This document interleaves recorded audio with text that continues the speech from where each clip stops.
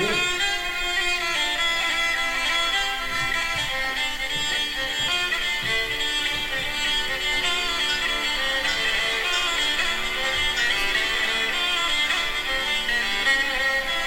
know what that song's from, don't you?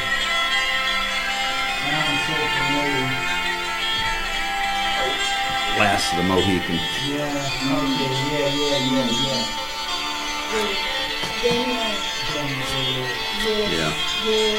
Yeah.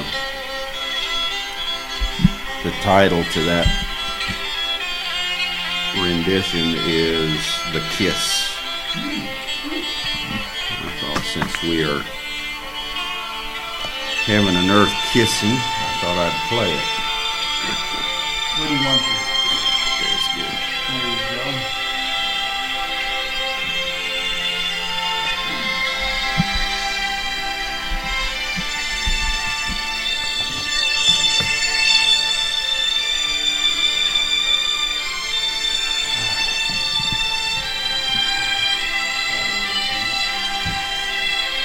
Give everybody a minute to come on.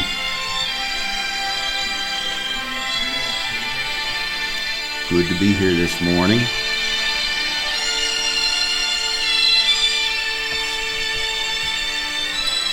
Good morning to everyone. Good afternoon to others. Good evening. And good night. Some across the world. It's good to be here.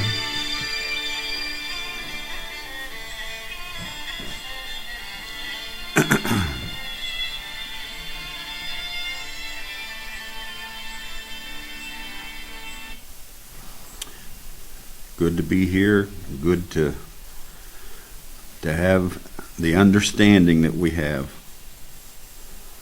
Makes life easier.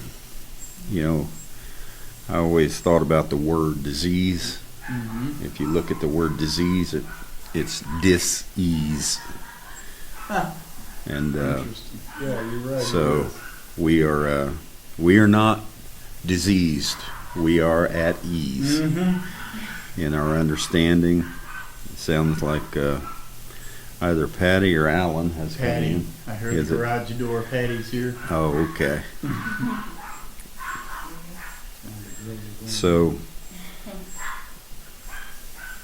I'll get this pulled up so that I don't it doesn't mess up on me in the middle of it. Good to see everyone coming on, and we've been different ones wrote me through the week.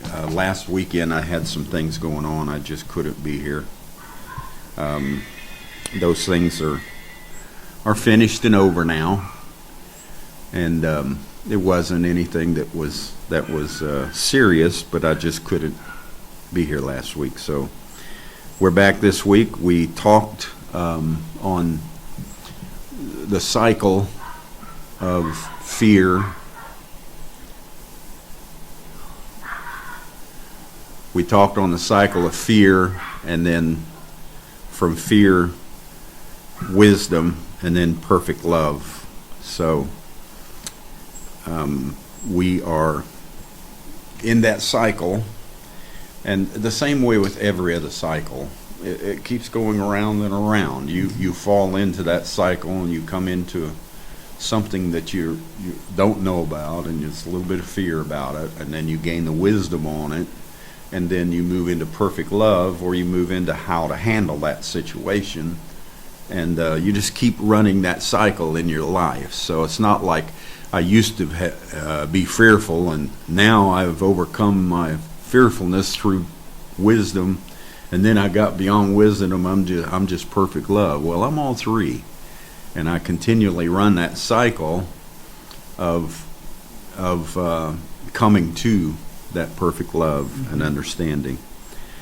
So we've been talking on that. We've been talking on discussing for several months now, over a year actually, the change of the age, the universal soul change, the cycles that the Spirit brings into the earth in order to set in order new attributes to come out of humanity, And today we're gonna talk on the angelic atmosphere that stirs things and brings us to an awareness of our presence. It brings you into the present, but it has to, in order for you to get out of the old ruts, the old life, the old ages. You've got to go through some things. Mm-hmm. And so we're going to talk on that a little bit today, and just the cycles that we're in and what we've seen happen and what's going on right now. And before I get started, many people have written asking for prayer. Sounds like many places across the world, the whole pandemic thing is, the governments are really cracking down on it, and they're trying to give all kinds of mandates, and I know there are people dying from it. There's no doubt in my mind. It's been a bio-warfare. It was put out by man. This is not a virus that came from bacteria. It came from genetics. Man created it.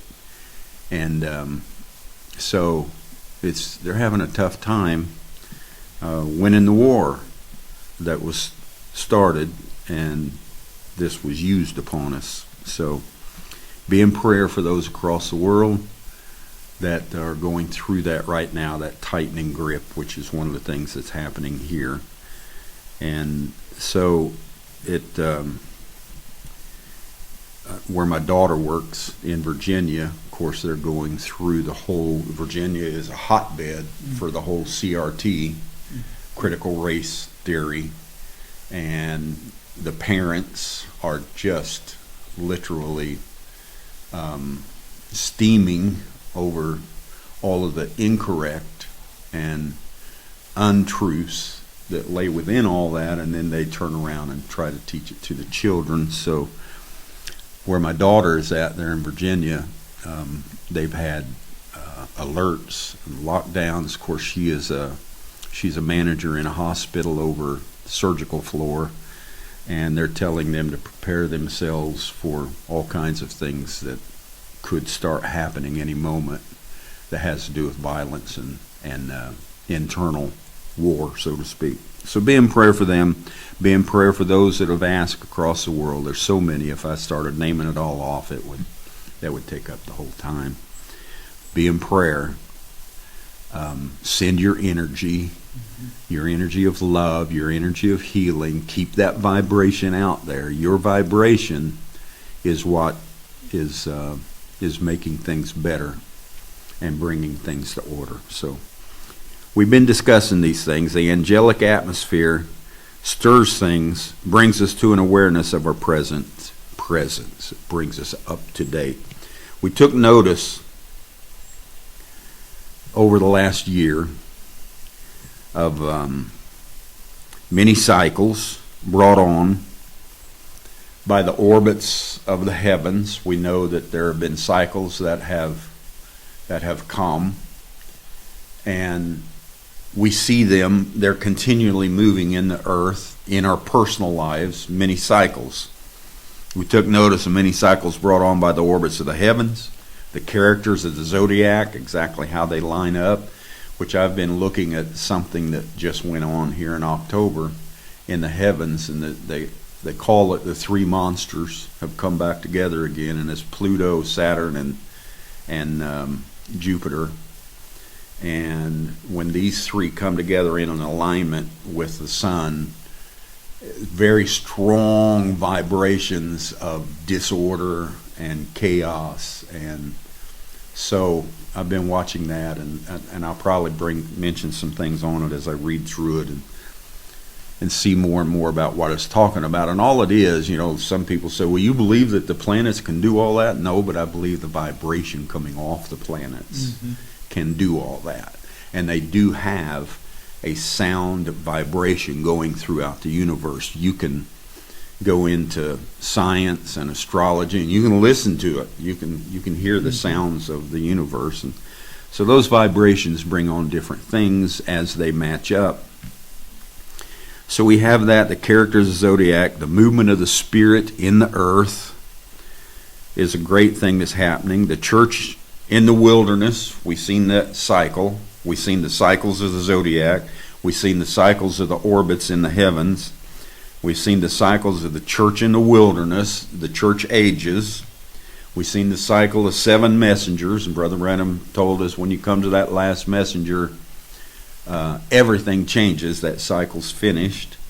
And then out of the ages, we've seen the cycle. Remember back some time ago, we went into where Brother Branham said, out of the church ages come the seals and the trumpets and the thunders and the plagues, and all of that comes into humanity. And we see this cycle, and it runs continually in humanity to bring us to the things that we need to come to. So we saw the cycles. I'm talking about all of those cycles in the atmosphere, in the heavens, in the earth. And we also seen the cycles of darkness, Lucifer, and how Lucifer cycled into the serpent and then into the devil, and through the process of Satan, the red dragon, the great whore, the 4 death messengers, the apocalypse, which we've gone through and talked about, that whole cycle that's going on all around us right now. And we've seen the cycle of the ending of the world, how the world ended and came out into a new cycle, into a new day. So we've been watching these cycles. We've been going over them. We've been talking about them for over a year now. If you're on here and you're new, and this kind of sets you back in a way like, gee, I don't quite understand where he's coming from, go back.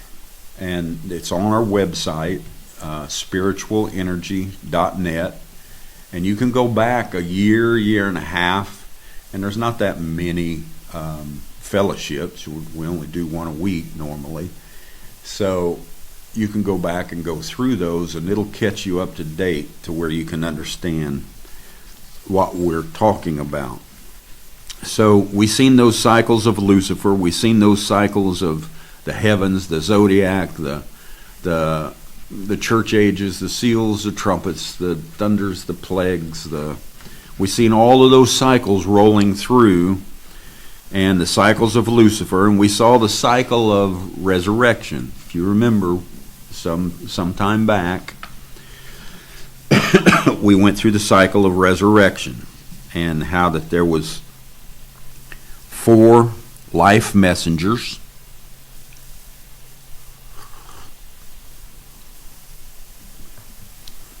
And then when those 4 life messengers come on the scene, which is justification, sanctification, restoration of gifts, and then the Holy Spirit himself moving into the earth, the Word himself, and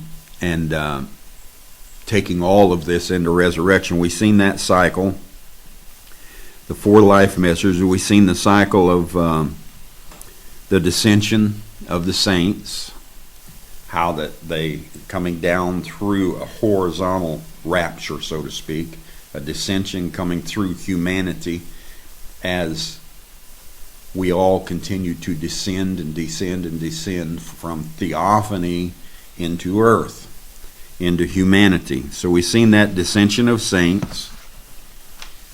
We've seen the shout, the voice, and the trumpet. We went through that. We saw what that is and how that it works in a cycle within us. And it goes on all the time. You get a message. The voice of the resurrection begins to bring you up to date in that understanding and in that enlightenment. And the trumpet sounds, which the trumpet is just the manifestation or the overcoming. A trumpet is a signature or a sign of war. And you overcome all of those other things that were in you. And so you go through the shout, the voice, and the trumpet, and you keep going back through that. Then we went through the body change, the ascension, the crowning. You remember all those? How that we have come through the body change. There's been a soul change now that we've looked at. There's been a body change that we looked at. There's been an ascension or a rising of consciousness and awareness in everything that we're doing. And then there's the crowning, which we went into that dimensional crowning, and we crowned the sonship in the cloud. And when we crowned that sonship, we came back into the earth to manifest a new day, which is the Father. But we went through the crowning, the wedding supper, the millennium, the white throne. The millennium is just the rest that we've come to in this understanding. And the white throne, we come to the new heaven, new earth.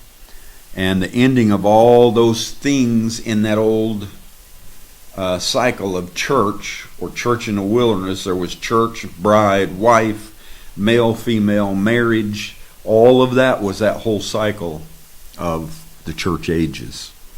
So we see all of that happening.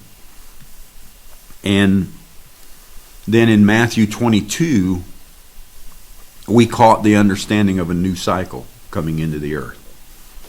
And we talked about Jesus in Matthew 22 and how that he talked about the Pharisees asked him, if you remember, there was this woman and she married a man, and this man had 6 brothers, so there was 7 brothers, and the first one died. She was passed to the next, and she was passed down through 7 men, which is this cycle of the 7 church ages.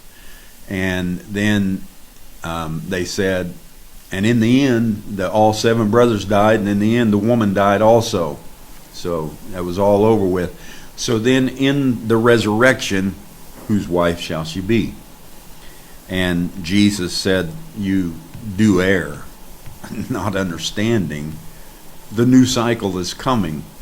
Because in the new cycle, in the resurrection age, the age of the angelic movement, and the mixture that will change out humanity, there's not going to be any marriage or given in marriage. We're not in that cycle anymore. It's not that we're not married. It's not that we're not Christ. It's not that we're not one with him, but it is that we're just not in the cycle any longer. We're in another cycle, and that cycle is the resurrection age. And now let's look at what this movement of the Spirit to unite the angelic and the human attributes together, because that's what this age is about. He said those that are in the resurrection, they'll neither marry nor given in marriage. And he said, but they should be as the angels.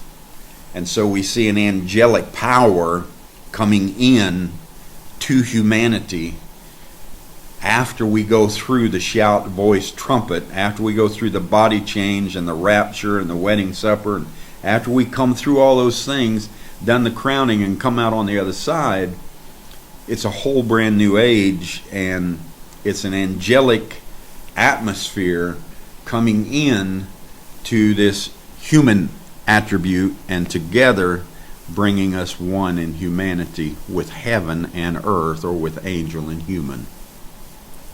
So we saw many thoughts of Paul and Peter and how they saw Jesus entering humanity.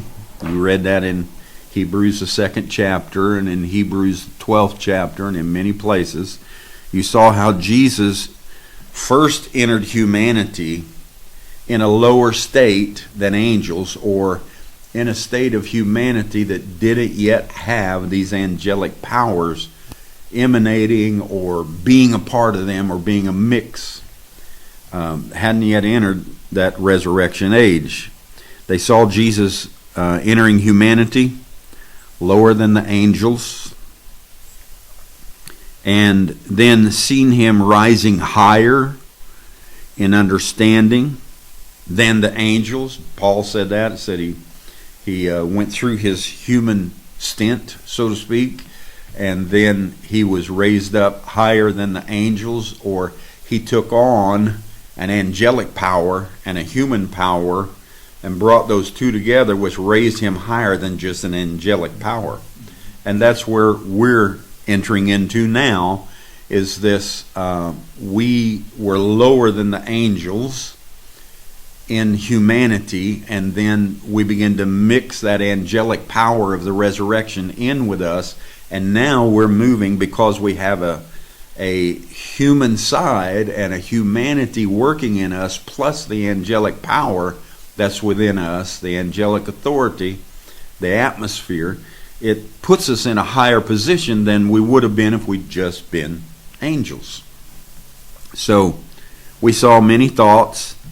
Peter, how they saw Jesus entering humanity lower than the angels, rising higher in understanding than angels, and how he did it by first taking on humanity.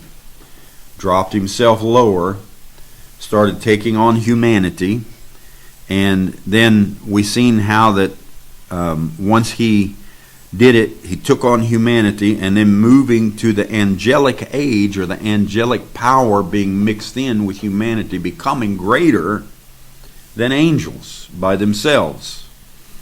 And we saw how Jesus first had to come through the redemption process and bring the attributes of what humanity needed in order to mix itself into a new mix. The attributes that it needed were intercession, propitiation, mediation, blood covenants. All of these things, humanity need to come through all of that suffering, so to speak, and Jesus needed to come through all that in order to be able to match up and take on angelic authority and an angelic atmosphere and become greater than just humanity. Remember, before we were theophany, then we mixed theophany and humanity together, came through that mind of theophany, carnal mind, and spiritual mind, one mind, just a progression, a cycle. And we're doing the same thing now with the angelic atmosphere. And so we've seen how Jesus, and I even put something out last night. I haven't looked to see exactly what I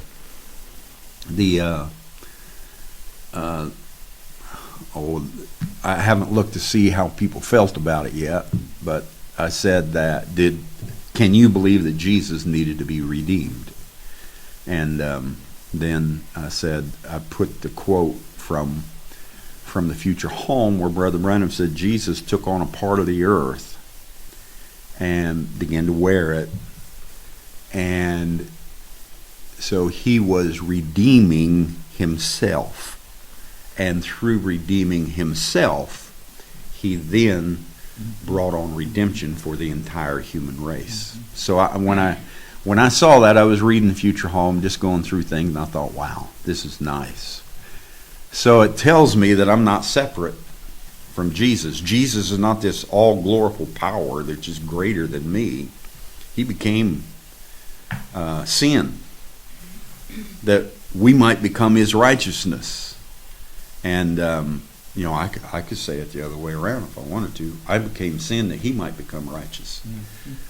Because when he took on intercession, redemption, propitiation, and all these great things, when he took those on, he could only take those on after I missed the mark. Then he could take them on. So I became sin that he could become righteous. And Paul makes that statement the other way around, but there's no difference really. So we see this whole move from mediation, intercession, all these things. It's finished up, and we moved into the angelic age. It's good to see you, Alan. Good to be seen. We are now moving beyond those redemption processes of humanity. We will always carry the attribute or the atmosphere that those processes created for us. We'll always carry them, but we're moving out of that whole redemption process at the opening of the seals. In the breach and in Souls in Prison and many other places, Brother Branham was very clear that was over. And so we're moving out of those processes and redemption processes of humanity and stepping into the power of an angelic atmosphere mixed in with humanity, which You know, there was a song used to come out and it said, angels never knew the joy that's mine, for the blood has never washed their sins away. Well, that was every bit true till this age. And now angelic authority and power and atmosphere has moved into the human race, and they are and have the feeling and the understanding of the redemption process, because now they are a part of humanity which was redeemed. And so we see this moving through. It brings us to a humbleness. It brings us to an understanding. Through reconciliation, Paul was very clear. Through reconciliation, the sanctifier and the sanctified are one. So when we understand that, we know that if there's a Christ, it's me. If there is a great spirit, it's me. If there is a redemption process, I brought it on. I fulfilled it. And now I am partaking of it. If there is an angelic age, it's me. The sanctifier and the sanctified are one now. So I want to open for your observation today what the Spirit is now doing in its movement in the earth. I want to look at that today. Many of us understand and we believe there's a mixture of angelic atmosphere and humanity now. And there's a mixture beyond redemption now. All these things are happening. And I was at the farm for a little while and was walking and thinking. Nice cool day, in the cool of the day. Adam was walking in the garden. Well, in the cool of the day, Don was walking in the farm. And it was cold, rainy, wet. And as I was walking, these things began to raise up in my awareness and in my conscience. And I began to notice that as the angelic mixture moves in, it's a great stirring of the water. So I titled this "The Stirring of Angels in the Water." And I wanted to read this. And so I seen this. And the angels touching the aquatic world, aquatic just being the water world, and that's what we are, whether you know you're 80-some% water. And we are the aquatic world, and I wanted to talk about the atmosphere of angels touching the water. So we'll go over to John, the 5th chapter, and read just a minute. It says, John 5:1, after this there was a feast of the Jews. So you know John chapter 4 was. It was Christ at the well with the woman, and the two were bringing one another to an understanding of one another and bringing it into oneness.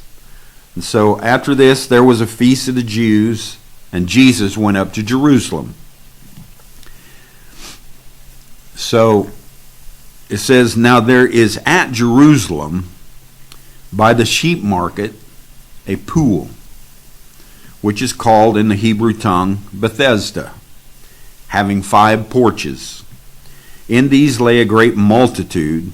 In these, meaning in these porches, these 5 porches, laid a great multitude of impotent folk, of blind, halt, withered, waiting for the move of the water. And so we see at the end of the ages, which is what that woman and Jesus typed at the well, they were coming to a oneness to where they mixed together and became one. And the great whore, which the woman was, 5 husbands, the one she's with now wasn't hers. The great whore becomes the great queen. She becomes the great woman of cleanliness. She brings on a whole new life form in life at the well. And so we see after that there comes this movement of the water. And so there at Jerusalem, it was a sheep market, and there was a pool next to it. And of course, I'm not going to get into the sheep market at all today, but we know what the sheep market is. It is people. In symbolics, it is people, and which is called in the Hebrew tongue. There was a pool next to the sheep market. In the Hebrew tongue, it was called Bethesda, having 5 porches. Inside these 5 porches, I think we could all probably name the 5 porches: see, taste, feel, smell, and hear. These people were laying in those 5 porches. That's what it says. In these lay a great multitude of impotent folk. People that are blind, halt, withered, waiting for the move of the water. What were they waiting on? For the aquatic world to be touched by something.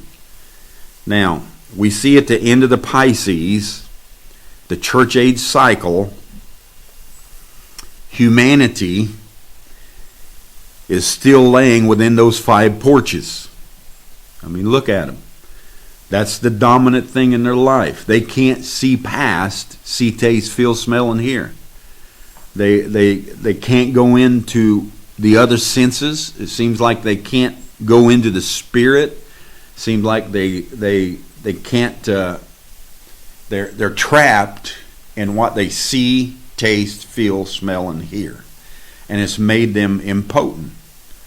They're not effective, and they were in these 5 porches, and they were blind, halt, withered, waiting for the move of the water.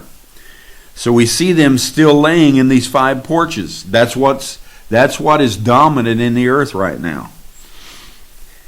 See, taste, feel, smell, hear are the porches that we seem to lay in all the time and can't get past them to receive our healing, to get out of our disease. That's what it said, that many were there around the pool, laying on the porches, and were diseased.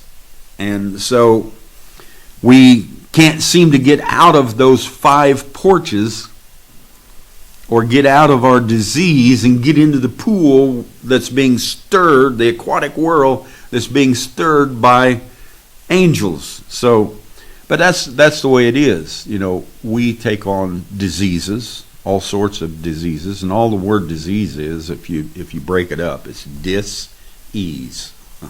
In other words, you don't feel at ease. If you feel uncomfortable and you don't feel at ease in your revelation and in your understanding, you're packing disease. You have a disease. And that disease is a whole lot worse than all the little diseases you might pick up coming down through a physical world. When you get into the spiritual disease, that's a bad thing. That's a rough thing. So we see this, and we know that the cycle of angels, we know that there was 7 angels that came in their season and touched the people down through 7 church ages, bringing a movement of the aquatic world. Every time Paul, look at the movement. Irenaeus, Martin, look at the movement. Columba, Luther, Wesley, William Branham, every time they were angels. That's what the scripture calls them, messengers, angels that moved into the earth. And in moving into the earth, they brought on great change in the aquatic world, in the world of water, in the world of humanity. And so they came in their season, they touched the people heard, they changed, they moved to something greater, they moved to a greater message, a greater understanding, and bringing a movement of the aquatic world, the water, and each time it brought a millennial reign through a message from the angel. So the angel would bring a message to the people. He would touch the water, the people, and when he would touch the people, there would be a change in the people and a message that would bring a people to a greater light, and they would rest in that light until that season was over. And then an angel would come and touch the water again, and we read about this, and each time it brought a millennial reign or a reign of rest through their message from the angel. Those who stepped into the movement first, we'll read it here, those that stepped into the movement first received great understanding, received healing, got out of their dis-ease and moved into understanding, and they had spiritual healing, and it brought on a new age of rest in Christ, in humanity. And they rested in Paul's message, and then they rested in Irenaeus, and they rested in right on down through to William Branham. They rested in those messages, in justification, in sanctification, in the restoration of the gifts, in the full word, and on into the opening of the seals. Every time an angel touched the water, then the first ones in the movement got great ease and great rest, and their disease was moved away, and they come to their understanding for the day. So let's look a little bit further here. In John 5 and verse 4, it says, "For an angel went down at a certain season into the pool, and troubled the water. Whosoever then first, after the troubling of the water, stepped in, was made whole of whatsoever disease they had." So however they were diseased, if you want to call it that, however they were diseased, there was a message that brought them to rest or put them in ease again. And so we see this. It was angels, and it was only a seasonal thing. And then they had to sit and wait and wait and wait and wait. And then the angel would show up, touch the waters, and the first ones in, healed. This cycle of angels held a power to help the people for a season. Luther helped them with justification, and for a season it was good. And then John Wesley brought sanctification for a season which was good. And then Pentecost brought the restoration of the gifts for a season which was good. William Branham brought on the full word for a season, and it was good. And then the opening of the seals came, and it changed everything. And so we see that the cycle of angels held a power to help the people for a season that they were in at the time, whatever season they were in. And then there was another waiting period. And at that time that Jesus entered,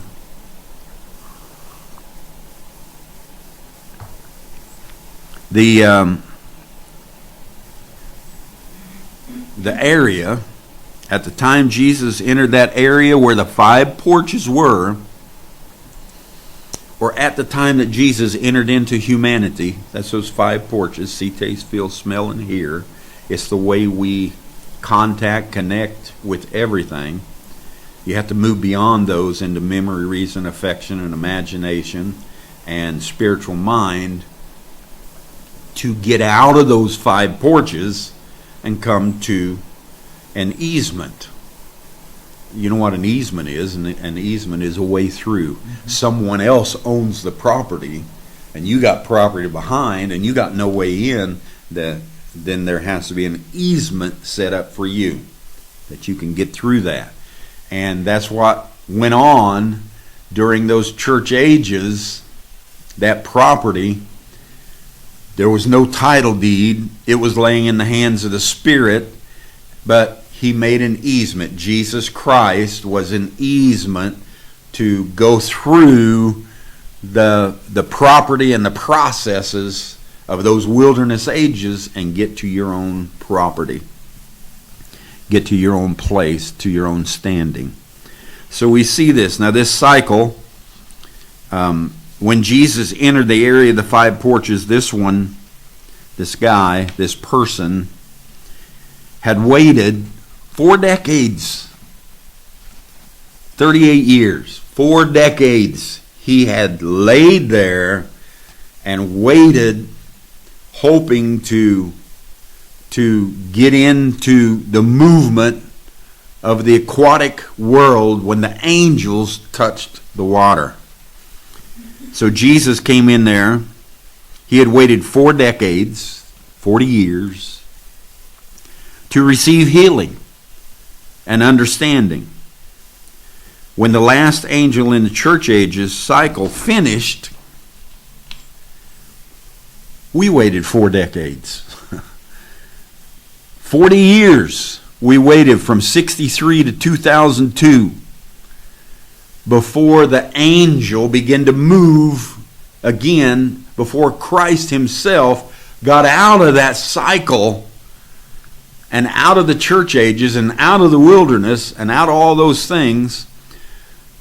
We waited 4 decades to receive this angelic power and this angelic understanding and this new mix of resurrection, even though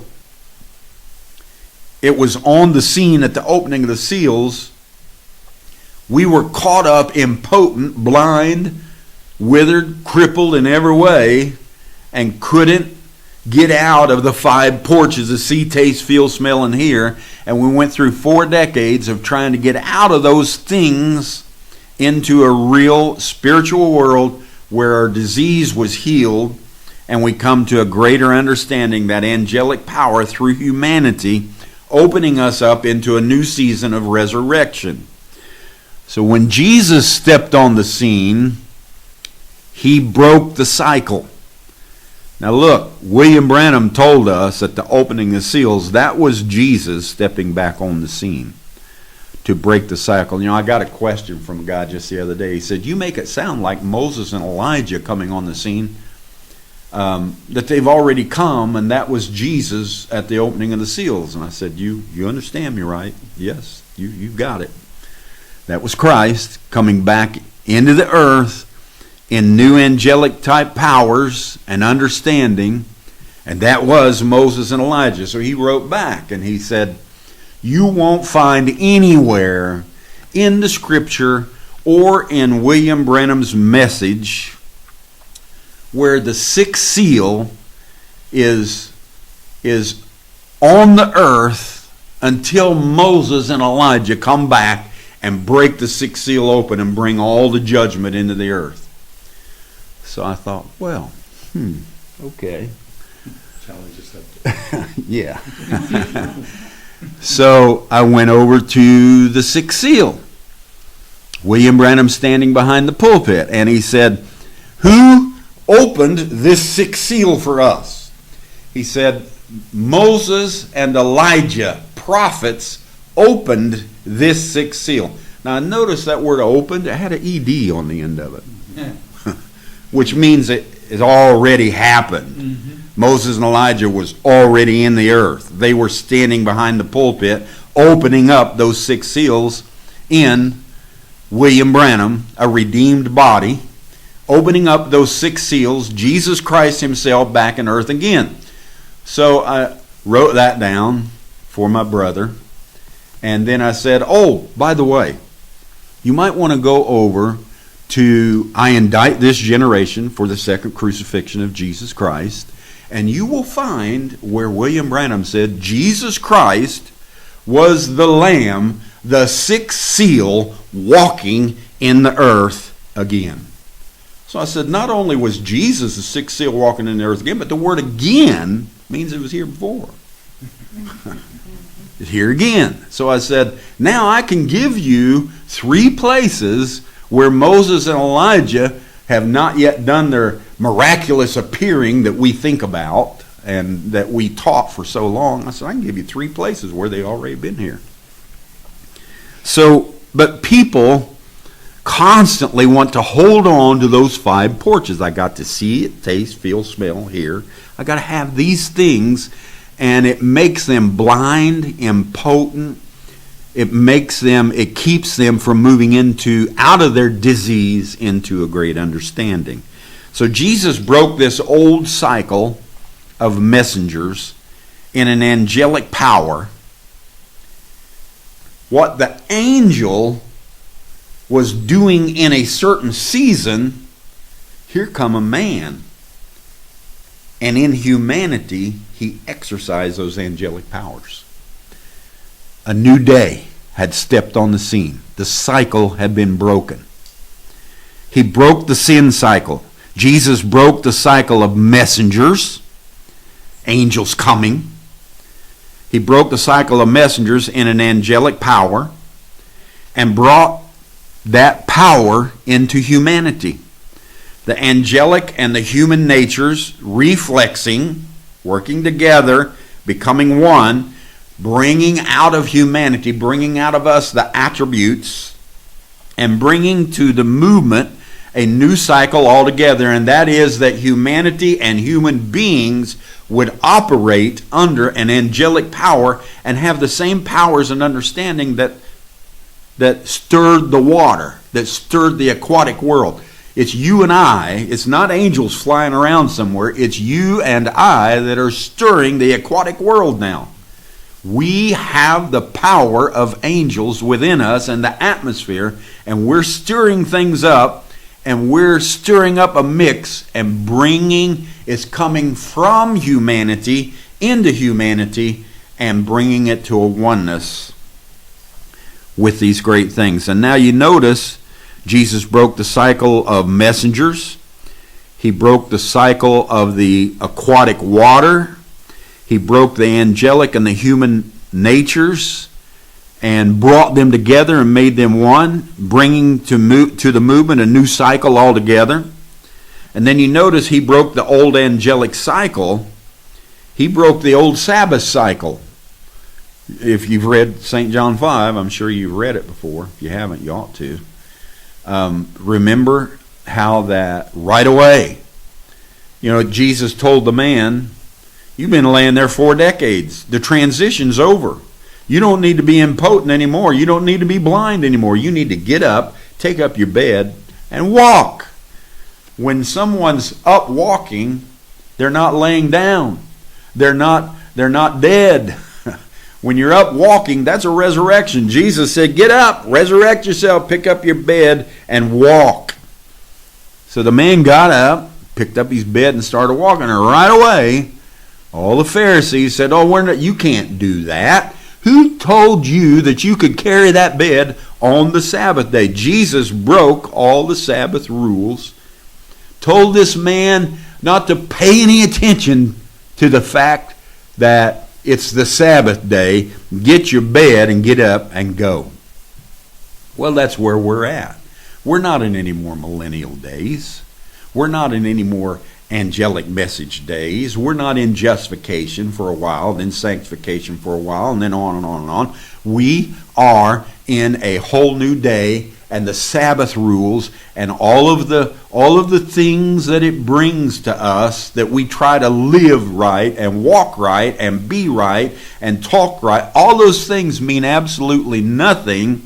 They brought you to the 5 porches. They brought you to impotence. And now Jesus has broke the Sabbath. He broke the sin cycle. Listen to what, I'm not going to go back and read it all. Just read your 5th chapter of St. John. He broke the sin cycle, telling this man, take up his bed and walk. What was Jesus telling this man when he looked at him and said, take up your bed and walk? What was he telling him? He was telling him, pay no attention to the Pharisees and the priests and the Sadducees, else a worse thing will come upon you. That's what he told him. He said, go and sin no more, lest a worse thing come upon you. Or go and pay absolutely no attention to what they're trying to get you to do, because that's missing the mark. Mm-hmm. That's sin. Pay no attention to them. Pay no attention to the whole Sabbath and everything else. Take up that bed and walk. And when Jesus told them that, he said, or else a worse thing would come upon you. You say, well, yeah, that would be the judgment of the Lord. No, that would be vibration. Mm-hmm.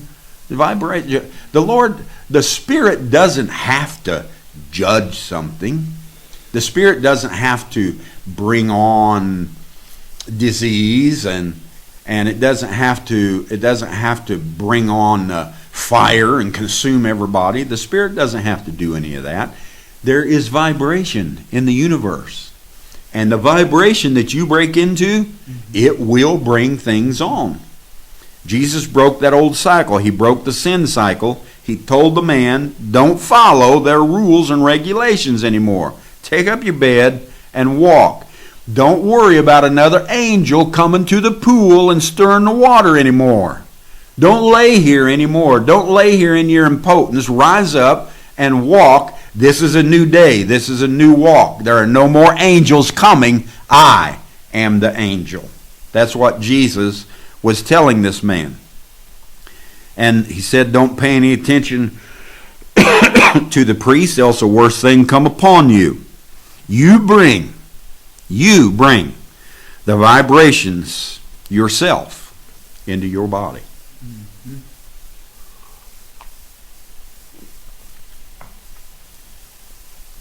Don Parnell can't get mad enough at you or angry enough at you to bring on judgment on your body. I can't do it. You can't either. Excuse me. But what we can do is fall under that vibration of disease. And if you fall under that vibration of disease, you will fall into disease, and there will be disease, problems, sicknesses, tumors, on and on and on, that will move into your body because of the worry and the disease and the discomfort that you carry around. I brought this out, and one of the brethren brought this up to me and said, okay, I understand that. You bring the vibrations yourself to your body. What about you, Brother Parnell, in the last 3.5 years? You brought on 2 cancers, infection, and then you turned around and had 3 hernias, and then you turned around and had a lump. They had to check for cancer again. You had things removed from your body. You had all these things going on in 3.5 years. It looked like you were going to die. We wondered if you were going to die. So how come all of that came on you? Well, I can tell you exactly how come all that came on to me. Because I wasn't willing to release in my heart and mind what took place in 2016. When everything began to fall apart, so to speak. It was the greatest thing that ever happened to me now, and I got no disease over it at all. But for a long time, I held anger in my heart at the way people walked away who were supposed to be my friends. If I did have something going on in my life, which I didn't, but if I did, they should have been the first to have been right there to help me, to love me, to pull closer together, to do all these things. And I had some terrible vibration going on in my body. They didn't judge me. They didn't walk away and go out there and say, Don Parnell's in trouble now, and the judgment of the Lord's going to come on him, and this prophecy's going to come to pass, and he's going to be... No, it was my vibration.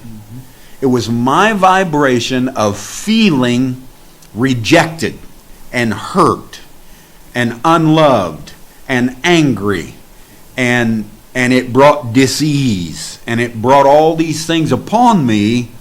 And it's just been, and I would say in the last 6 months, that I personally got out from under this disease, and I got to where I could cope with what happened, and I could go right on loving the people that it happened with.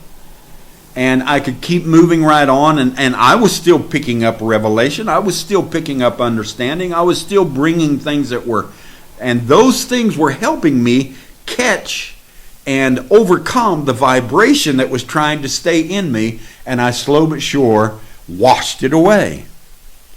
And all of that is done now. I've got no cancer. I've got no tumor. I've got no hernias. I've got no lumps. I've got nothing wrong with me. It was all a vibrational thing that I allowed into my life by taking on those vibrations In me, nobody did it but me, taking on my vibrations of anger and my vibrations of hate and my vibration, all of these vibrations, I took them on myself, and it brought all this on. I'm through it. I'm past it. I'm healed. But you bring, if something happens to you, don't worry about somebody else did that to you.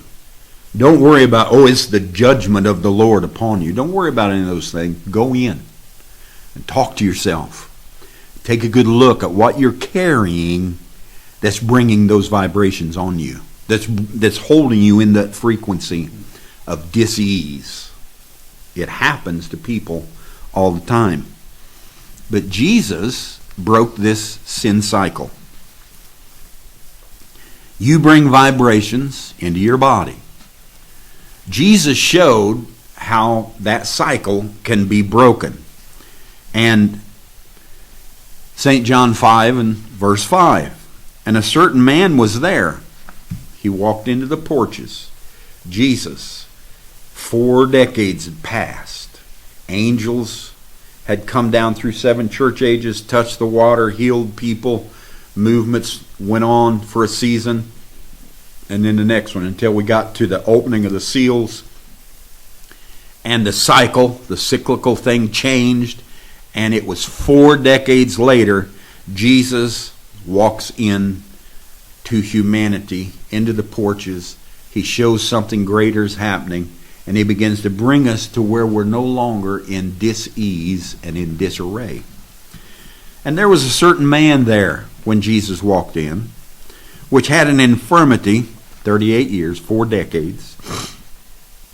When Jesus saw him laying there and knew that he had been now a long time in that transition, trying to get into that water, he saith unto him, you want to be made whole? And you can see the man. I can see him laying there. You want to be made whole? And the impotent man answered Jesus back. Said, sir, listen to him. I have no man when the water's troubled to put me in the pool. Oh, isn't that what we want so much? Some man to come that we can put all of our trust in, and he cast us into the pool. Hallelujah, we've been saved, we've been sanctified and filled with the Holy Ghost. I have no man to put me in the pool when the water's troubled. It had come down to a time there were no more men coming. There were no more. The pool was not going to be stirred anymore. The transition was over. But while I'm coming, another steps down before me. Notice, when the cycle changed, the healing power of the angelic movement moved into humanity. The man had been laying there wanting a man to put him in the pool, and there was no angelic power within a man to do it. So now when the cycle changed, the healing power of the angelic movement was in humanity. Jesus was the transition, the transformation to bring all that aquatic world from the water in healing and step into the next movement. What is the next movement after water? Air. You know that. You go from the water into the air, and the fire, the explosion, and the air brings you go into that air and then come back into the earth. We've gone through all that. So here he is. The transformation was to bring healing, but no man was there to do it for him and step into the next movement. Jesus was telling the man, stop thinking about the water. Stop thinking about the aquatic world that you're in. Stop being trapped within these 5 porches of see, taste, feel, smell, and hear, and rise up. Get up. Come up into the air.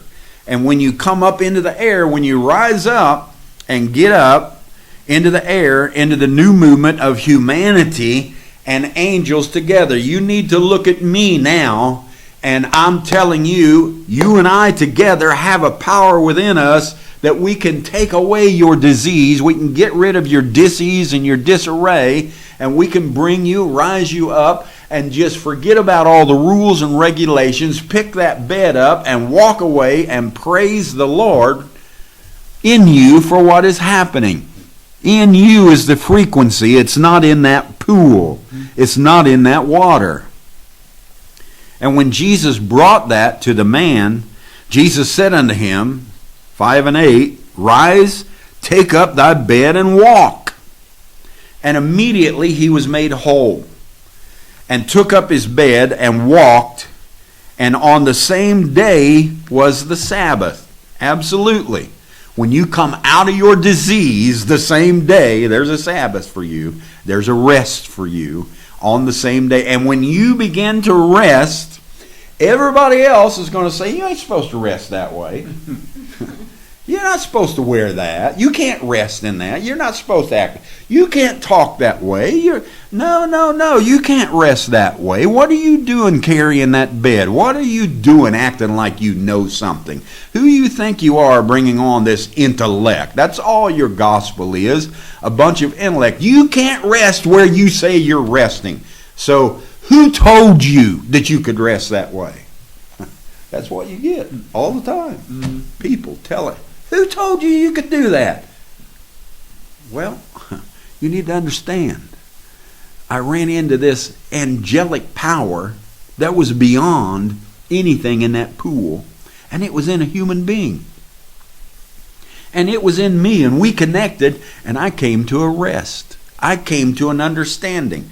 Immediately, he rose up, took up his bed, and it was a great Sabbath. It was a Sabbath day. We are in this new cycle. We're in the angelic power is in humanity now. It's not angels floating down and getting into a pool and stirring the water. The angelic power is not in the 7 church ages and in that cycle anymore. The angelic power is in humanity. It's in every single one of us. So we're in this new cycle wherein the angelic power is now in humanity. Jesus opened that door to us at the opening of the seals. He opened that door to us. And we laid there in our impotency of the 5 porches for 4 decades. We laid there, waiting for a man to help us into the angelic movement that touches and heals humanity. We've come there now. There's come a man.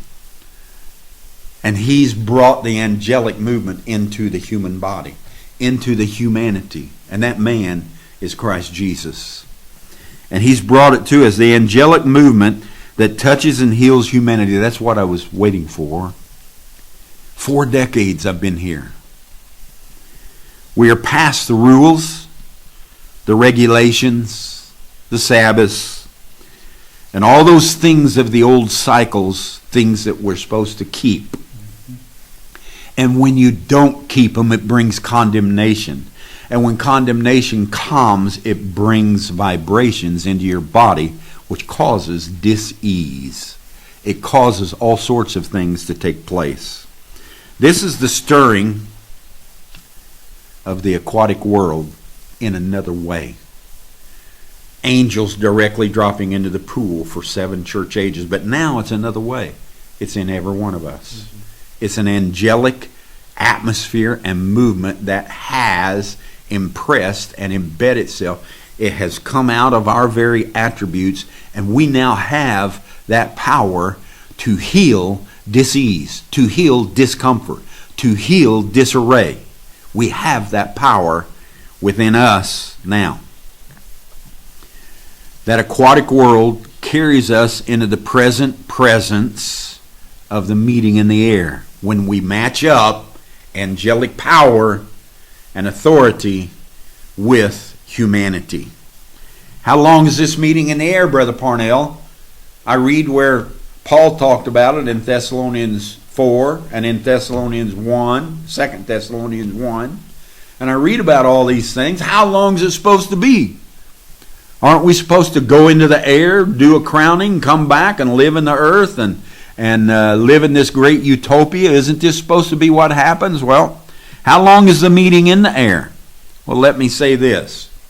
We're not going to fly up in the atmospheric heaven somewhere. You're not going to go up. There's not a meeting in that air. It's not that meeting. This is the meeting in the air sign. We came out of Pisces, which was a water sign, aquatic sign, angels touching and moving, revivals and everything else. But now we've come out of that aquatic water sign and we moved into Aquarius, which is an air sign that carries all of that aquatic understanding with it, and the Aquarian man is pouring out the waters of life into the earth and having great power in both air and water. Having great power that's moving among us in both humanity and angel. It's come to being one. The Aquarian age, wherein the aquatic world is being touched as the spiritual waters are bringing life to the little fishes. You remember pouring the water out? The little fishes were laying there in the water turned upside down, and when they poured that water in, the fishes came to life. And so we see this going on all around us. William Branham showed the breaking into that when he was sitting out there on the lake with the brother, and the brother caught a fish and it was too small to do anything with, and he jerked the guts out of it and threw the fish back in the water, and it laid there and floated upside down in the water, floating around the boat. And the Holy Spirit dealt with William Branham, called for something on the inside, and he stood up and said, "Little fishy, I give you back your life." Bang, away it went. Guts pulled out of it and everything. Well, that's about where we were for 4 decades. Guts pulled out of us in every way, dead, turned upside down, floating in the water. And then an angel opened the door to bring life back in to the body at the opening of those seals. And we caught that. We have an understanding. This is the age of the mind of Christ. The highest intelligence above the eyes. An intelligence that goes beyond, don't get too afraid of this, an intelligence that goes beyond the prophets. The eyes is a prophet. We have now moved into an intelligence that goes beyond the prophets. I love it when you get in trouble. This age of the mind of Christ, the highest intelligence above the eyes, above the prophets, and this age is approximately, how long are we going to stay in this air, this meeting in the air, Brother Parnell? How long is Aquarius and Gemini and Libra going to kind of dominate the situation and bring new feelings into the earth? And how long are we going to stay in that cloud? And you are in the cloud, whether you know it or not. The cloud didn't stay up there on Sunset Mountain. The cloud came into the earth, and you are that cloud, and you are in it, walking around. How long do we stay in that cloud, Brother Parnell? How long is this going to take? This age, above the eyes, into the mind of Christ and intelligence, is approximately 2,400 years long. So don't get so anxious about, we got to get out of this. We got to do something else. You ain't going nowhere. Keep your shoes on. Get yourself dressed. Drink your coffee. Take it easy. Do it tomorrow and the next day and the next day and 10 years from now, 20 years from now, 100 years from now. If you live 200 years, keep going. You're not going anywhere. Just keep going in the spiritual mind of Christ, rolling in all the experiences of the meeting in the air. And when the meeting in the air finishes up, we'll go back to earth. We'll go back to Capricorn, and we'll be set up in the earth. And the earth will be set up in a way that through that 2,400 years, we will have brought the earth to harmony. That's what this is about. This is the age of the mind of Christ, the highest intelligence above the eyes, and this age is approximately 2,400 years of taking on the mind of Christ in the earth before stepping into Capricorn. Aquarius is to bring the earth to perfect harmony in all dimensions, where we can relate and move through the dimensions at ease. We won't have any diseases causing us to not be able to move through the dimensions, and we will move through the dimensions. Aquarius is to bring the earth to perfect harmony in all dimensions and give us our earthly walk in Capricorn. So you know that Capricorn is an earth sign, Aquarius is an air sign, and Pisces was a water sign, and Aquarius carries all the attributes of Pisces in it: the Aquarian man, the water bearer, the man carrying the pitcher of water. All of those things is in the Aquarian age, and it brings water, air, and earth together and makes us one in the mind of Christ, in harmony, bringing things about in the earth. Notice, immediately following the move out of disease, this man was laying there and had a disease. Brother Branham said, I don't know what kind of, I was reading what he said about the 5th chapter. He said, I don't know for sure what kind of disease this man had. But he said the problem was he couldn't walk right. Well, yeah, that's a pretty bad disease. And we have taken this Bible, we have taken these thoughts, we've taken all of these things that have brought us up to this age, and we have made crutches out of it because we can't walk right. Or we couldn't walk right. We're walking right now. And there was a man in a brown suit helping, because William Branham raised up above the tent, and now he wasn't in the tent anymore, or he wasn't in his flesh anymore. And he said, I watched and I noticed there was a man in a brown suit, a fine gentleman, brown being flesh, a fine gentleman. And he said he was escorting people and helping them into the little room where the pillar of fire was. Here we are. After everything takes place, we are the ones in the age, in the aquatic earth, bringing on this fine gentleman with understanding that's helping people into the little room where the pillar of fire is. And there in that little room, he said, I watched, and he said they came out the other side, and he said they walked in with crutches, they went in with wheelchairs, they couldn't walk right. And Brother Branham said, that's the problem with this guy at the pool. Said he just didn't have a terrible disease, but he just couldn't walk right. And that's where we were at for 4 decades. Not a terrible disease, certainly further along than where we were in the church age, but we just couldn't walk quite right. And we ran into this gentleman, this angelic spirit that came in and began to move us into the little room.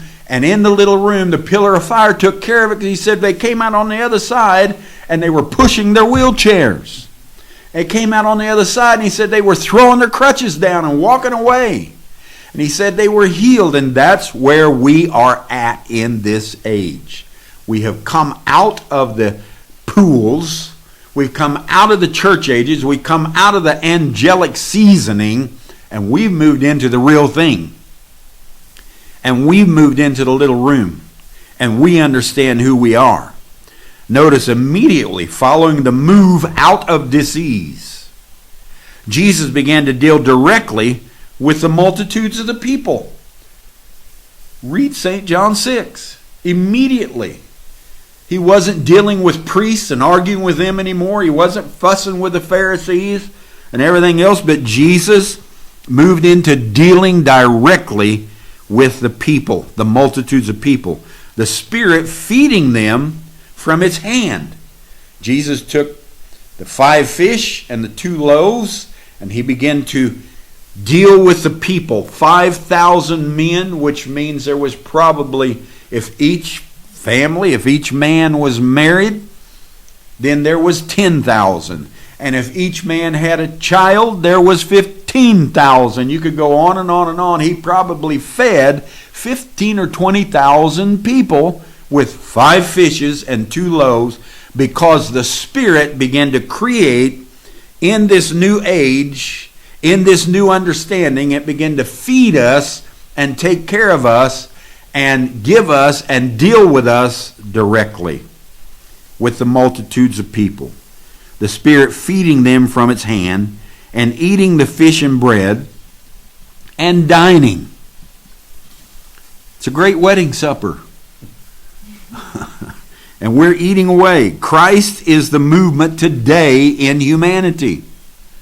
Christ is the movement today in humanity. Humanity has become Christ with all the attributes of heaven and earth, or all the attributes of angel and human. And here we are, and we're doing these things. Christ is the movement today in humanity, with the angelic power to heal the multitudes and their hunger.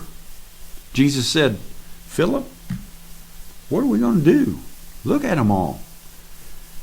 Where can we go buy enough food? Philip said, Lord, I don't think there's any place we can buy enough food for this. You can't buy this. This is without price. And Jesus said, one come and said, I found a little boy over here. He's got a few fishes and loaves in his lunchbox. Well, we don't think that'll do it. And Jesus said, yeah, there's the brand new age raising up. It don't look like much. It's just a little boy. It don't have much power. It's walking in the midst of all of these things. But what it has in it is enough to feed the people. Give me those fishes and bread. And Jesus began to take that little boy's attributes that were his and begin to break up into a new age and feed thousands upon thousands upon thousands of people. That's the age we're in now. We are that little boy that took that impotent man, Samson, and took him by the hand and led him between the pillars of that great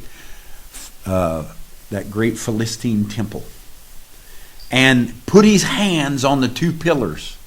That little boy took what he had, his eyesight, his attribute, his understanding, and led that blind, impotent, poor prophet who had come through the ages of angelic powers, moving on him in a season, breaking things down, killing thousands, ripping up gates, doing everything, and now he was blind, impotent, and laying in the 5 porches. And here come the little boy and took him by the hand, led him to the pillars, and broke all of those things down. Those 2 pillars, led him in between them, in between humanity and angel, and put his hand on both of them and became one, and broke down that middle wall of partition and tore down all of those old temples and gave delivery to Israel. This is the little boy with the fishes. This is the little boy leading the prophet now. Oh, no, Brother Parnell. Prophets come to lead people. This is the little boy leading the prophet now. That's what's going on. Matthew 14 and 22. And straightway Jesus constrained his disciples to get into a ship. This is St. John 6, but I'm going over to Matthew 14. It's the same situation. Matthew's writing about it rather than John. And so after they were finished feeding, then Jesus straightway constrained his disciples to get into a ship. Go down there. There's a ship down there on the lake, on the sea. I want you to go get in it. And to go before him to the other side. You're going to cross over. This has been a great day. We've come through all of this great feeding. We've come through all of this great cycle. It's now ending. We've fed the fishes and the loaves to the people. We've done the angelic powers at the pool. We've moved all of these things. We've come through the 4 decades. And now it's time for you to cross over to the other side.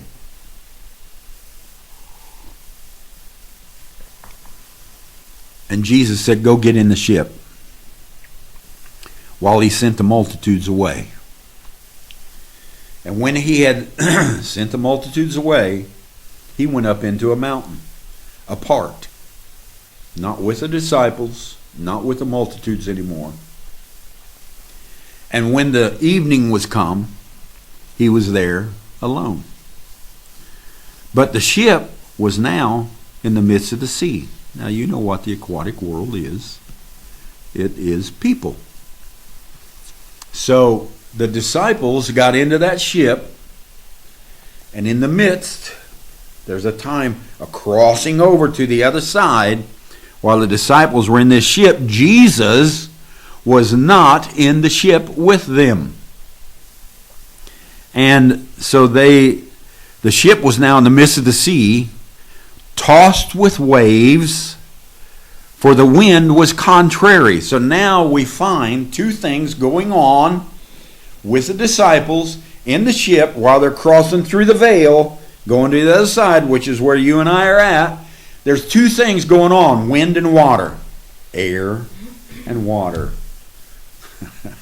And here we are sitting in the air sign, and we're stirring up the aquatic world, the water world, and we're stirring them up, and we're bringing them to chaos. And it's chaos all across the earth. Everything from pandemics to wars to all kinds of scientific things and all kinds of political things. Everything that's going on, and we're looking at it and watching it. And it's air and water being mixed together, and it's bringing on this great tumultuous time while we're crossing the veil. And the ship was now in the midst of the sea, being tossed with the water and the wind. And then it says, and in the 4th watch of the night, Jesus went unto them, walking on the sea. So where had Jesus moved to? He had moved into the people. The sea is the people, the water, the aquatic world. He wasn't in the ship anymore. He wasn't sitting with the disciples anymore. He was in the people. And you know, every time, I'm going to tell you this, every time you find your leadership going somewhere without Christ anointing and in the midst, you're going to find Christ didn't leave. He didn't go anywhere.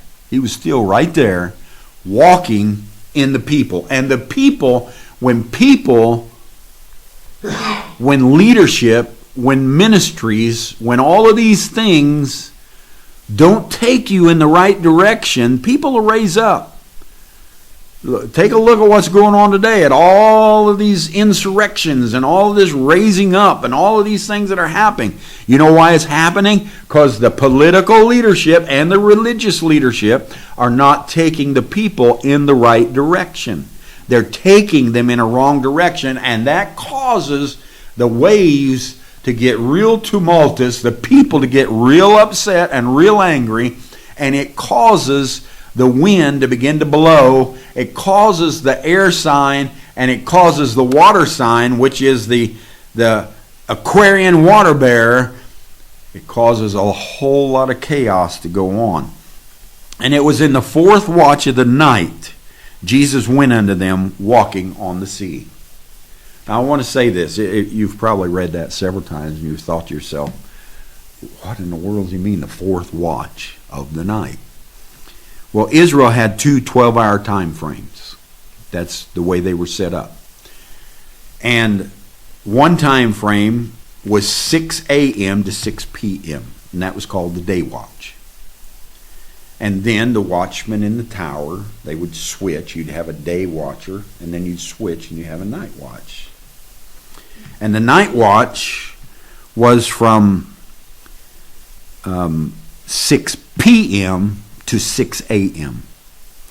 Now, but The day watch was split up into 3 hours apiece, and the night watch was split up into 3 hours apiece, which gave you, in a matter of 24 hours in Israel, there was 8 watches. And each watch was 3 hours long. So in the night watch, they get into the ship. It's about 6 p.m., and they're entering into the night watch. They get on the ship. The evening comes. Jesus goes to the mountain. They get on the ship. They get out into the sea, and it goes through the first watch from 6 to 9. And it goes through the second watch from 9 to 12. And it goes through the third watch from 12 to 3 a.m. And they get into the fourth watch somewhere between 3 a.m. and 6 a.m., which is in early morning. Jesus, the storm is just tumultuous and raging, and Jesus comes walking in the people on the water in the last watch of the night. Now, let me explain something to you. It was the fourth watch of the night. First watch, 6 p.m. Second watch, 9 p.m. Third watch, 12 a.m. And fourth watch, 3 a.m. And somewhere between 3 and 6, which brings on the day again, this means it was the last watch of the night.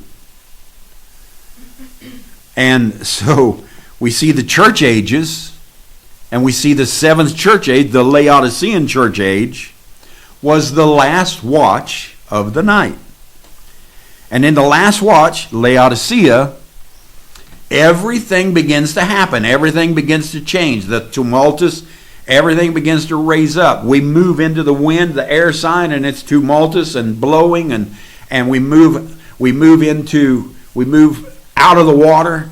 And so we see all of these things happening all around us. The church ages were the night watch, and in the last watch, Laodicea, everything began to fall apart. The church began to die. The 7 sons were gone. They died, and now the woman's dead. The church is dead. And we've moved into another cycle altogether. So we see that it was, what was going on there was a picture of the ending of the church age cycle. In the last watch, early in the morning, almost the break of day. And you know what they say? During that time of the dawning, it's the darkest of all the night, just before the day breaks. So William Branham, in the fourth watch, or the seventh church age, the seals open, opening up the connection between heaven and earth, bringing together water and air, brought the connection. And it was at the time that we were crossing through a veil to the other side. And it's at a time that we were breaking all these dimensions open. The seals open, opening up the connection between heaven and earth, between the carnal and the spiritual mind, between humanity and angelic powers.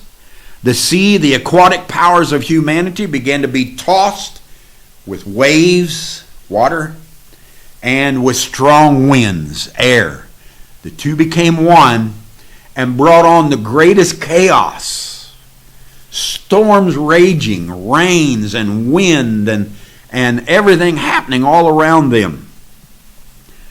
It was the movement from water to air.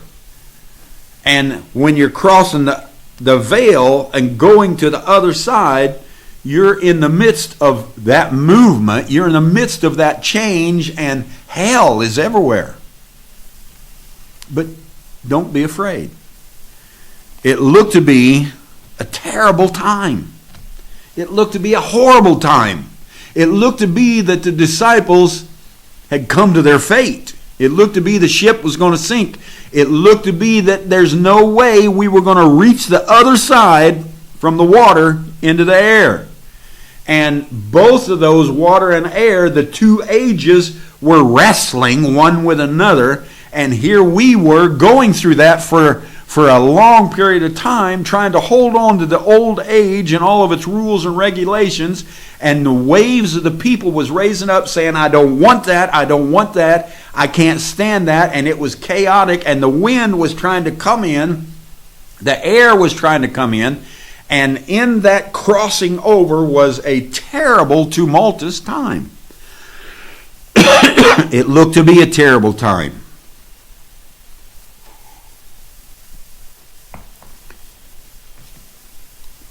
Have you felt it?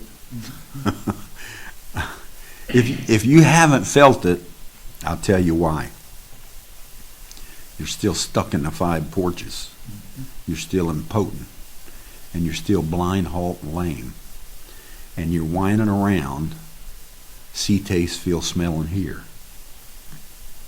That's why you haven't felt it. But we have moved on. We've moved on from all that. The aquatic waters of humanity, stirring, raging, the wind, the air sign, bringing the shout, the voice, the trumpet, breaking the veil so we can walk to the other side. It was the movement from water to air. And when you're crossing over, it feels like a millennium. It feels like God knows how long. But it's just a little space of time. Matthew 14 and 26. And when the disciples saw him, Jesus, walking on the sea, Jesus didn't go anywhere. He was still in the people. I will be with you always. He didn't go anywhere. They saw him walking on the sea. Now listen, at first, they didn't know it was Jesus. They didn't think it was Jesus. Just like you and I. When all of this first started breaking, and we broke over into the Aquarian age, and all of this wind and rage and water, and people raising up and burning cities and doing everything else, and we were watching it, and the politics going into more corrupt and corrupt and corrupt all the time, and we're watching all of it. When the disciples saw him in the midst of the people, in the midst of the water, in the midst of the wind, when the disciples saw him walking there, they were troubled. Yeah, a lot of us were. Saying, it is a spirit. Yeah. You know that old duality thing? Oh, that's a spirit. That's not of the Lord. That's a spirit. Yeah, the spirit brought that on, an evil spirit. They were troubled, saying, it is a spirit. And they cried out for fear. Looking at this Jesus, looking at this man who had just fed 15 or 20,000 people, who had just brought the end of a cycle to sin, the end of a cycle to church-age messengers, the end of all these things, had just broke the opening of the seals, and then boom, here we came, and all of this chaos starts breaking, and we start thinking, this is evil spirits, this is horrible. When is Jesus going to come back to the earth? Well, he never left it. He's still in the people. Mm-hmm. And so they were troubled, saying it's a spirit, and they cried out with fear. But straightway, in other words, immediately, Jesus spake unto them, saying, be of good cheer. It is I. Be not afraid. I am the one that told you to get in that ship. I am the one that told you to leave without me. I am the one that told you to cross over this veil without me. I'm the one that told you all of this. Be of good cheer. I put you into this. I guided you right into this horrible storm. I brought on these winds and this wave. I am the one, and I am walking in the midst of the people, and all these things that the people are doing are to bring you to your senses, break the veil, step into the air sign, and walk to the other side, or get to the other side. Jesus said, be of good cheer, it is I, be not afraid. It looked to be a terrible time. a period wherein aquatic humanity was out of control, and chaos and death were certain. They thought it was an evil spirit causing this great tumult. And I guarantee you this morning, in every pulpit across America, and yesterday in almost every pulpit across the world, that's exactly what they're saying. Evil is moving among us. This is the most chaotic time of all. We're ready to move to the other side and live in immortal bodies and have a utopia. And right before is the darkest time of the night, and evil spirits are lurking among us. It's Halloween. It is, isn't it? It's Halloween. This is the 31st. Happy Halloween. It's a terrible time.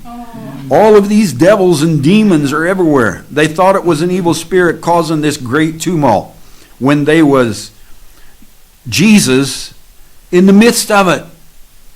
It's not an evil spirit. It's Jesus Christ in the midst of all of it. You and I, the people, we are bringing this on because we want a change, and we want on the other side. We want to step out of Pisces completely and get into the air sign. They thought it was evil, great tumult, but it was the Spirit walking in the midst of the water, humanity. And they were afraid. Listen to me, it's not an evil spirit. But Brother Parnell, they shot people, young men, Rittenhouse, shooting people in Wisconsin, killing them. I seen where a judge said they were getting ready to have his trial. You remember the boy in Wisconsin that he had to shoot a couple of people and kill them because they were going to kill him? And so the defense came in, and right away they said these were victims. And the judge set up, rapped a gavel, and said, nobody in my courtroom will call these two men that were shot and killed victims. They were rioters, they were looters, and they were burners. And he said, that's what they will be called. And I thought, wow, this boy, the Lord's protecting him. He's going to make it through all the trouble. So here we are. It looked to be a terrible time. It is Jesus in the midst of the change. Christ is bringing all of this on. Be of good cheer. It is I. Be not afraid. Don't be afraid of any of this. This is Jesus raising the people into a higher consciousness, into a higher level. And we must bring on chaos that will break down the old system and carry us through the veil to the other side. Matthew 14:28. And Peter answered him, here's Jesus in the midst of the people. And Peter answered him and said, Lord, if it's you, bid me come unto thee on the water. Boy, isn't that the way people are? And he said, come. And when Peter got permission, and when Peter was come down out of the ship, he walked on the water to go to Jesus. But when he saw the wind, boisterous, that air sign, when you look at it, when it first comes in, and Saturn and Uranus is not taken over yet, and Neptune's not into the scene yet, and the spirituality is not quite moved in, you look at the air sign and it's boisterous. And it is, Saturn eats their own children. They go into all kinds of things.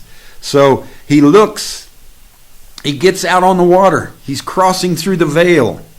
He's standing in the midst of all the chaos. And as he steps out there, he walks on the water to go to Jesus. But when he saw the wind boisterous, he was afraid and began to sink. Listen to me, leadership. When you step into the midst of the people, and you're not in your hierarchy anymore, and you're not above everybody else, you better know where you're walking. You better understand that everything people are doing is Christ in some form. And you better understand, and you better be able to reconcile that back within yourself, or you're going to sink. You're going to sink beneath the waves, and you're going to wonder what in the world is going on and what's happening for you. So Peter did that. He got afraid. It got boisterous. He was afraid, and immediately Jesus stretched forth his hand and caught him and said unto him, O thou of little faith, wherefore do you doubt? And I see the leadership doing exactly that. Not in this movement, but across the earth, I see them doubting the people, doubting the movement, doubting what's happening, doubting that the Spirit of the Lord is doing it. And here Jesus is standing in the midst of the people, stretches his hand out, says, raises him up as Peter's sinking, raises him up and says, "Oh, you have little faith, why are you doubting? This is me. Don't get afraid." And when they were come into the ship, the wind ceased. In this age, this is still the issue as to why we can't break the cycles of times, the cycles of impotency, the cycles of angelic powers in a few.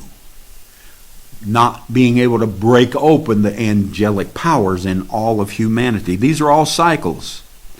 And why we seem to sink at the moment when we are bringing great change, and we are bringing great change with all of this vibration and with all these things, and while we are seeking to bring great change, we are sinking sometimes. And listen, I'll tell you the reason why.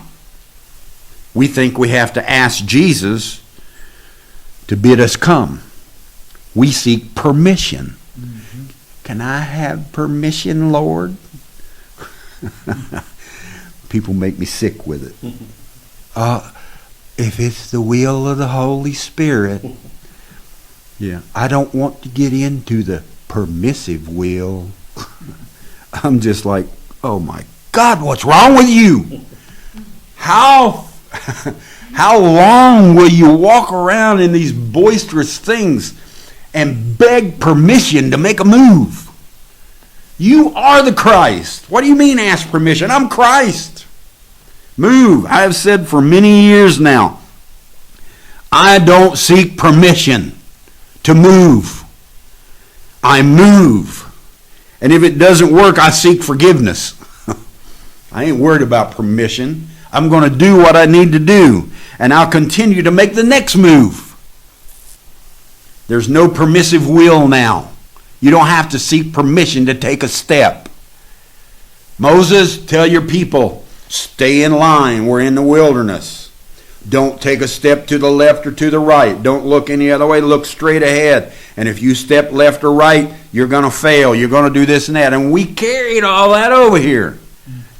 But when Joshua crossed the other side, the same Spirit told him, take a look. Look at the promised land.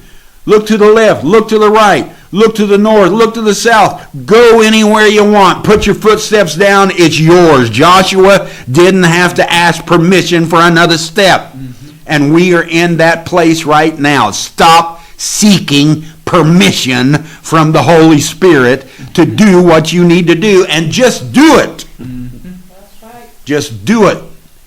Walk out there, hold your head up, and know that you're not going to sink because you are the Christ.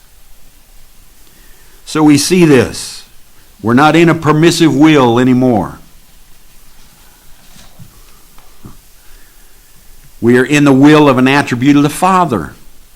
Read on through that 5th chapter. Jesus said the Son can do nothing except the Father shows him. So the Son was finished. He can do nothing. We moved into the fatherhood. We moved into a greater day. We moved into greater works. We are now displaying the attribute of the Father. We're in the will or attribute of the Father. What kind of permission do you think you need, Father? You're running the business. You're the head of the family. Who are you going to ask permission for anything? What do you mean ask permission?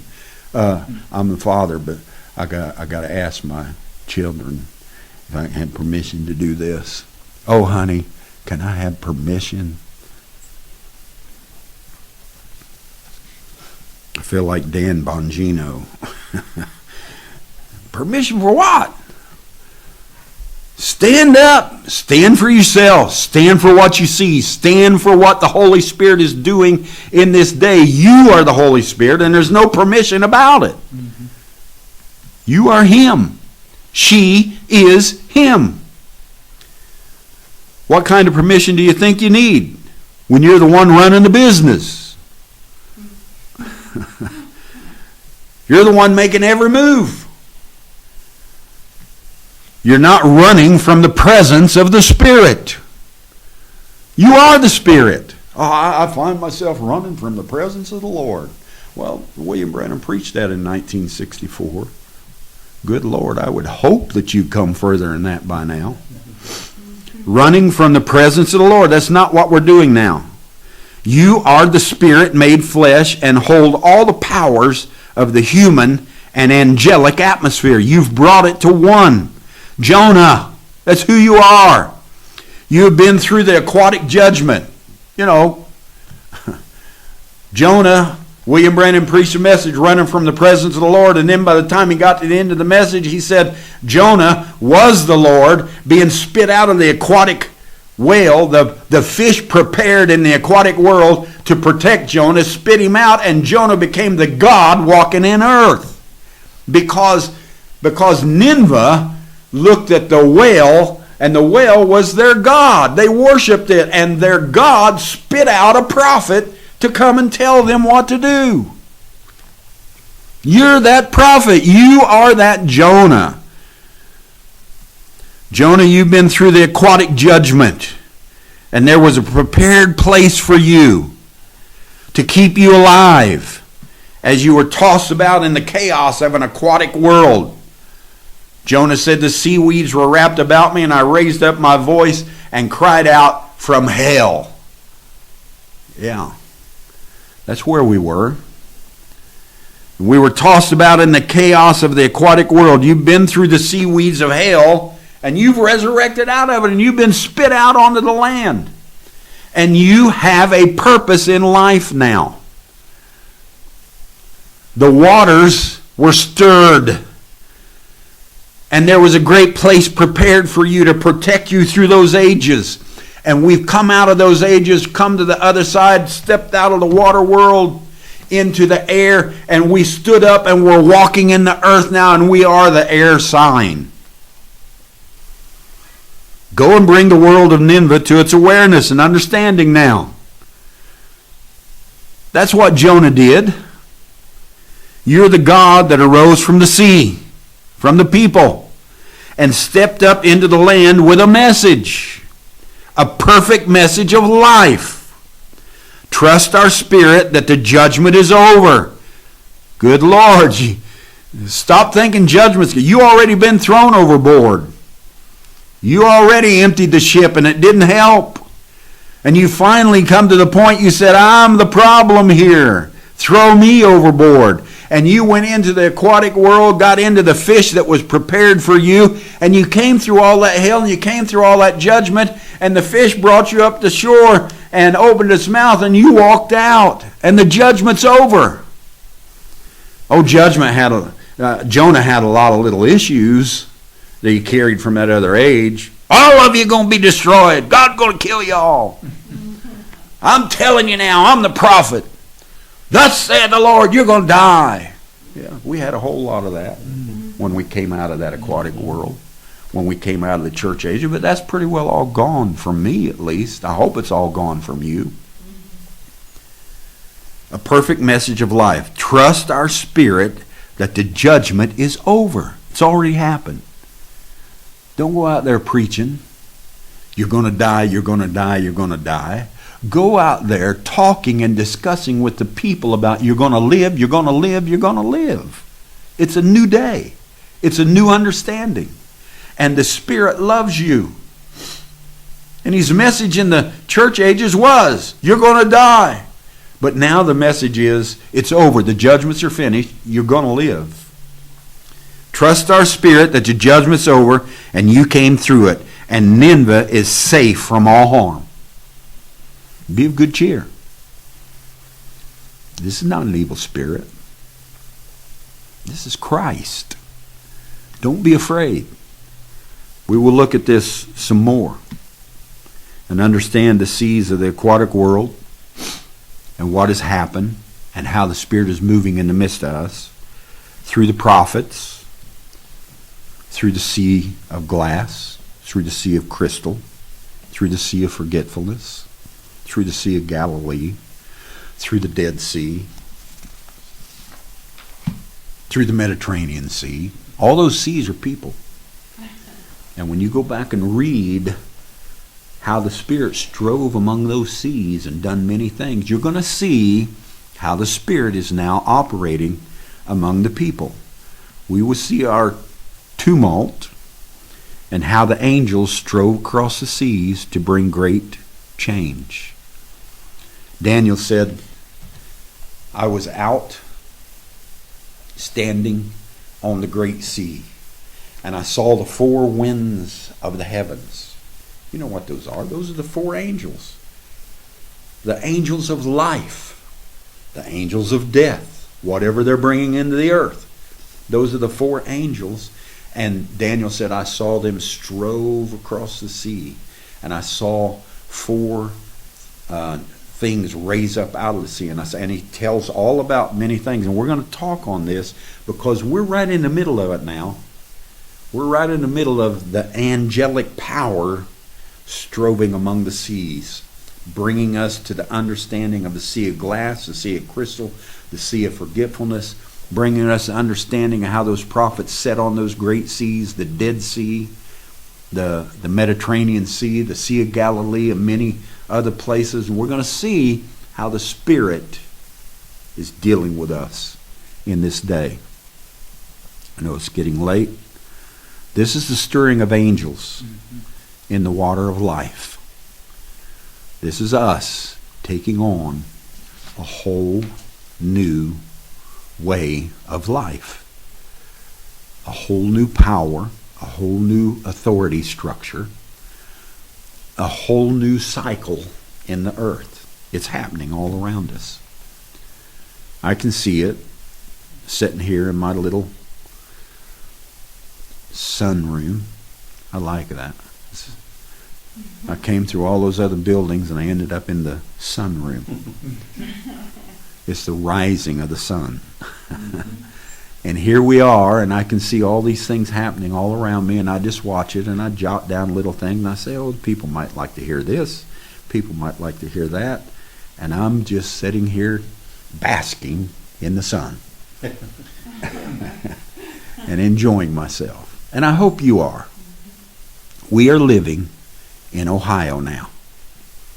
Now, I'm not talking about the state of Ohio. I'm talking about the atmosphere of Ohio. We are living in the upper heavens, in the third heaven, and we are looking at all the things that are completely against all the laws of nature, and how that it is the Spirit moving through all of it to carry us through dimensional change to the other side.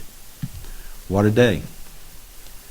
What an hour that we're living. Does anybody have anything you want to say? Or was there anything on there? Just want to have you read that while I get the song ready. I've been humming this song all morning. I wonder why. Well, now I know. We are in a very high frequency with this new day creation of angelic nature mixed with human nature. We are the great I am now. I agree with that, Brother Vincent Dorku. We are the great Spirit. We are the I am. Mm-hmm. Don't seek permission. Go. The seraphims were moving among the temple. As Alan's getting the song ready here. The seraphims were moving among the temple. And they came and they touched the tongues of Isaiah, of the people. And the voice of the Lord cried out and said, who shall I send? And Isaiah said, Lord, could I have permission to go? Would you give me permission? I'll go if you give me permission. Who can I send? Here, my Lord, send me. I'm not afraid. I don't have to ask permission. When the Spirit is moving, I want in it. I want on it. I want to be it moving among the people. What a day. What an hour. What a wonderful day. Yes. What a wonderful world. Yeah. What a wonderful day. Anything else? Go ahead. We can see waters raging at our feet. We can feel the breath of those surrounding us. We can hear sound of nations rising up. We will not be overtaken. We will not be overcome. We can walk down a dark and painful road. Yes. We can face every fear of the unknown. We can hear all of us singing out. We will not be Overpowered. We will not be overcome. Same power that rose Jesus from the grave. Same power. That commands the dead to wake lives in us. Lives in us. Same power that moves mountains when we speak. Same power that can calm the raging sea lives in us. Lives in us. Lives in us. Lives in us. Lives in us. Lives in us. Amen. This power is yours. Enjoy it. Don't seek permission.